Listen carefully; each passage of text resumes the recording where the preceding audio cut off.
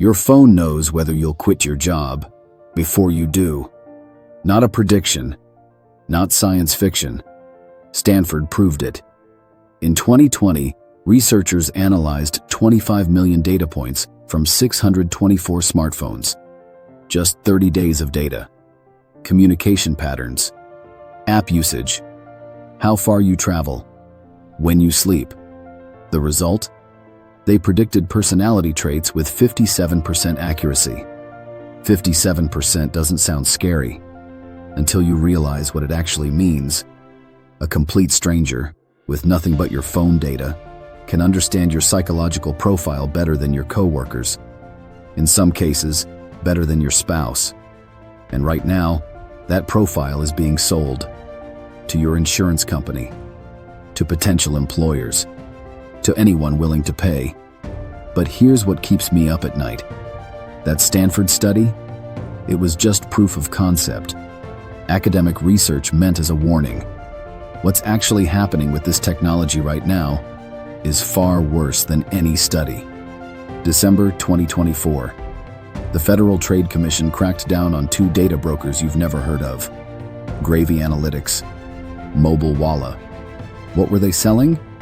Precise location data from over 500 million smartphones. Not anonymized, not aggregated. Raw data showing exactly which devices visited which locations. Reproductive health clinics, places of worship, addiction recovery centers. They categorized people by behavioral traits. Quote, early risers. Quote, restaurant visitor during COVID quarantine. Then they sold it. Advertisers. Insurance companies. And here's the part that should concern you. Government agencies. The FBI, Immigration and Customs Enforcement. Military contractors. The FTC's Director of Consumer Protection called it, quote, surreptitious surveillance that undermines civil liberties. That's not my opinion. That's the federal government admitting what's happening. But it gets worse. November 2025. Journalists in Europe obtained a free sample from a data broker. Just a sample. A teaser to attract buyers. It contained 278 million location coordinates from 2.6 million phones. In Belgium alone, they traced 756 phones inside the European Parliament, 264 inside the European Commission headquarters, 453 inside NATO. The data was so precise, they could identify specific offices, your movements, for sale. But location is just the beginning. The real value isn't where you go, it's who you are. Remember Cambridge Analytica? 2016. They harvested Facebook data from 87 million users.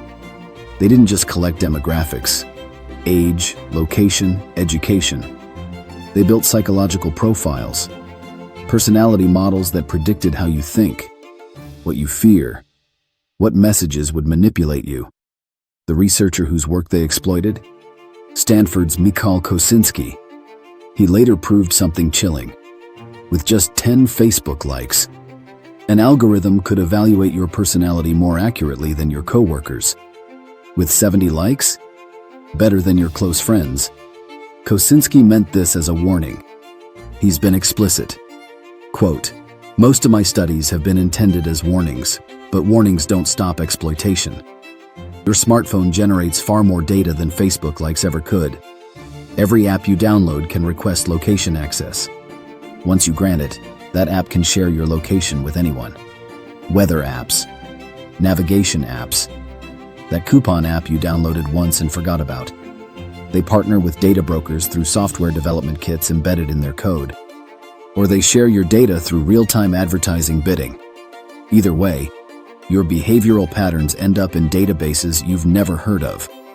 And those databases? They don't stay separate from the systems that determine your career. Here's where this gets personal. Insurance companies now use behavioral data to personalize premiums. They call it usage-based insurance. Drive safely, pay less. Sounds fair. But the same infrastructure lets insurers assess risk based on your patterns. Where you go, when you're active, whether your behavior suggests health issues. A 2024 investigation revealed something disturbing.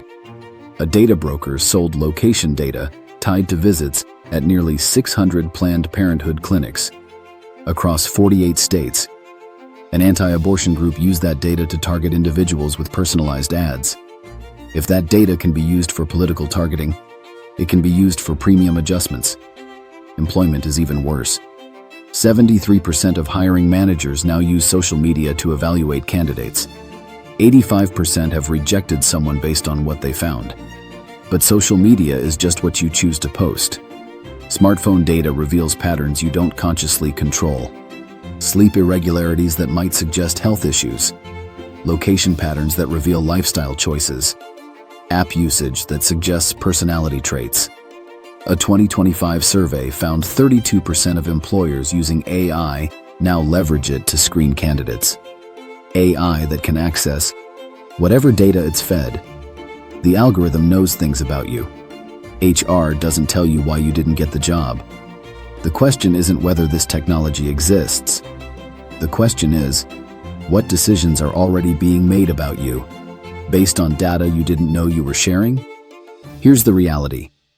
You can't opt out completely. The infrastructure is too embedded, but you can limit your exposure. First, audit your app permissions. Go to your phone settings right now. Look at which apps have location access. If you haven't used an app in months and it still tracks you, revoke it. Second, Apple users can anonymize device identifiers in privacy settings. Android users can regularly reset theirs. This breaks the link data brokers use to connect your movements over time. Third, assume anything connected to your phone is potentially accessible, not because every company is malicious, but because the business model of free apps is your data. The Stanford researchers who prove smartphones predict personality. They stated explicitly, this was meant to highlight, quote, benefits and dangers. The danger is now clear. The benefit is awareness. Your phone isn't just a device, it's a behavioral tracking system, feeding a multi-billion-dollar industry, built on understanding who you are. The same AI that predicts your personality from 30 days of smartphone data is now deployed across hiring, insurance, and advertising. But here's what this video didn't cover. The companies making career decisions based on AI predictions, most of them are getting it catastrophically wrong. MIT research shows 95% of corporate AI investments yield zero returns. That's the gap between what they think AI can do and what it actually delivers. If you want to understand why companies are betting your job on technology that doesn't work and what that means for your survival strategy, watch this next.